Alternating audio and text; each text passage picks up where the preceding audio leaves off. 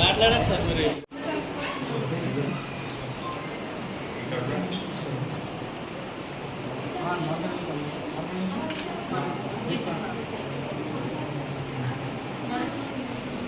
కొంచెం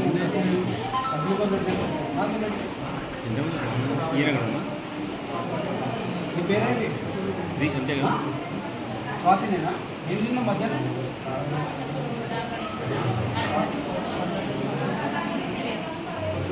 మధ్యాహ్నం తిన్న తర్వాత మా స్కూల్లో అందరికీ వామిటింగ్ వచ్చింది. చేసే దగ్గర అది టాబ్లెట్ చిన్నపిల్లలు, సో అందుకని మనకి తీసుకొచ్చాం. ఎంతమంది ఉన్నారు ఇప్పుడు హాస్పిటల్? అడ్మిట్ అయ్యారు, సెలైన్ పెడుతున్నారు వాళ్ళకి. ఎన్నో క్లాస్ వీళ్ళందరూ? 1 to 50. వీళ్ళు ఇప్పుడు అడ్మిట్ అయిన వాళ్ళు సెకండ్ క్లాస్. నేను ఇన్ఫార్మ్ చేశారా మీ గారికి? ఫోన్ చేశాను సార్. ఏమన్నారు సార్? ఫోన్ చేయాలి, మీ డ్యూటీ మీరు చేసినట్టు. ఒక బాబుకి మరి బేసిక్గా బాబుకి ఇంకేమన్నా ఉంటే ఇంటి దగ్గర వెళ్తే ఏమన్నా తెలియదు కదా, వాంతి చేసుకున్నాడు. మిగతా బాబు పిల్లలు ఏమన్నా కానీ సార్ బాబు పిల్లలు వాంతి చేసుకున్నాడంటే మిగతా అందరికీ పక్కన కూర్చోమని వేరే దగ్గర కూర్చోబెట్టాను, వేరే కాగితం. ఎంతమందికైనా వాంతులు అట్లా? ఒక 7 మెంబర్స్.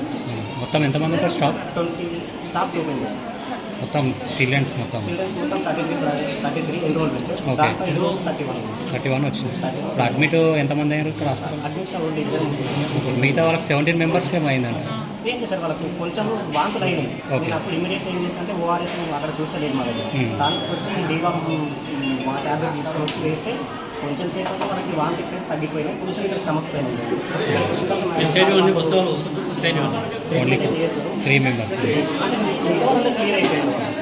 మీరు ఫుడ్ ఎవరు చేస్తారు? చేస్తారు చాందీబాయ్ ఉందా? ఇక్కడ లేదు సార్. ఇక్కడ పరిసరాలు ఎట్లా ఉన్నాయి? మంచిగా ఉన్నాయి? నీట్ ఎట్లా ఉంది? బాగానే ఉంది. రోజు దాకా ఎప్పుడు ఇబ్బంది అయితే కాదు సార్. ఈ రోజు అంటే ఈ మధ్యలో వర్షాకాలం వచ్చాక మీకు సీదు ఈట ఏదన్నా అట్లా ఉందా అని, వంటగది ఈట అని మురికిగా ఉందేమో మొన్న, ఎందుకంటే వికారాలు అయింది కదా, అక్కడ మురికిగా అంతా ఉన్నది. మీ దగ్గర ఏమన్నా ఉన్నాయా అట్లా?